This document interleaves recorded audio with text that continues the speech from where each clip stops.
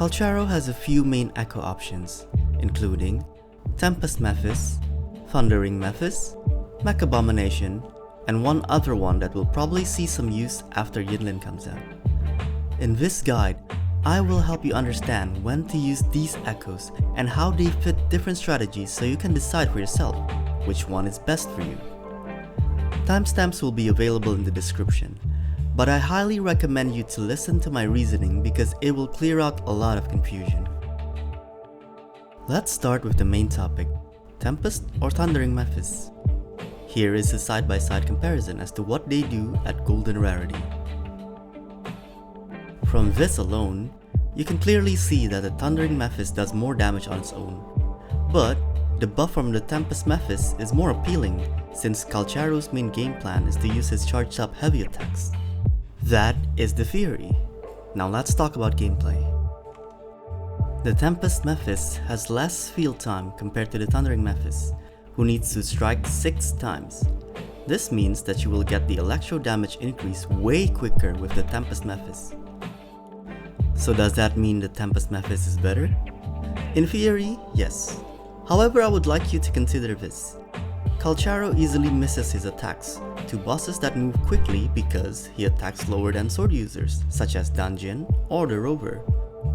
A hidden variable for the Wuthering Mephis is that his 6 strikes have an auto-targeting property that lets you teleport instantly to the enemy, guaranteeing a hit. The Tempest Mephis does not do this. He will attack on Calcharo's position when summoned, which means that missing the attack is a risk that you have to take. One more point in favor of the Wuthering Mephis is the fact that his strikes are fast and can be spammed for up to 6 times. As mentioned in my previous video, Calcharo has a very weak parry game because of his slow attacks. The Wuthering Mephis helps mitigate this weakness by becoming a valid parry option. In my opinion, the Wuthering Mephis feels better to play. It feels like if you want to be a burst DPS, you're better off with the Tempest Mephis. And if you want to do consistent damage and play with style, you use the Wuthering Mephis.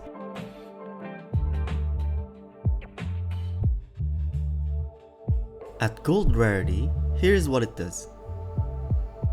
The Mech Abomination Echo is a valid echo option if you use the Lingering Tunes echo set, because the damage it deals is considered as outro damage, which gets boosted by 60% by the 5-piece set.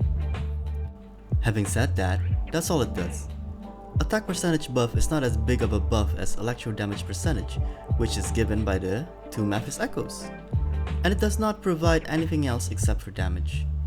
I highly do not recommend you to use this echo unless you really like the big Mac boy. The last option is Violet Feathered-Heron.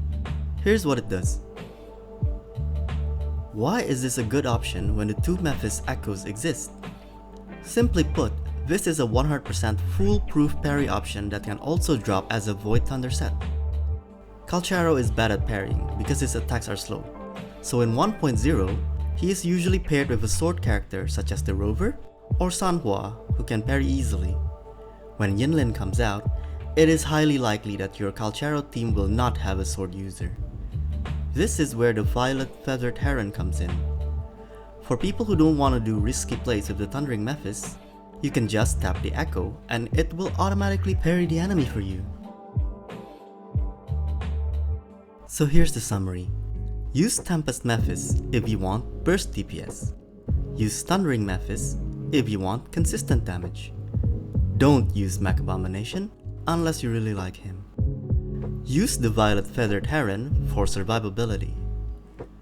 In my honest opinion, I will stick with Wuthering Mephis because the auto tracking is really nice.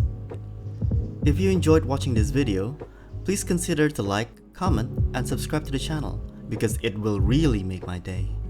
So having said that, I'll see you again in the next video. Cheers!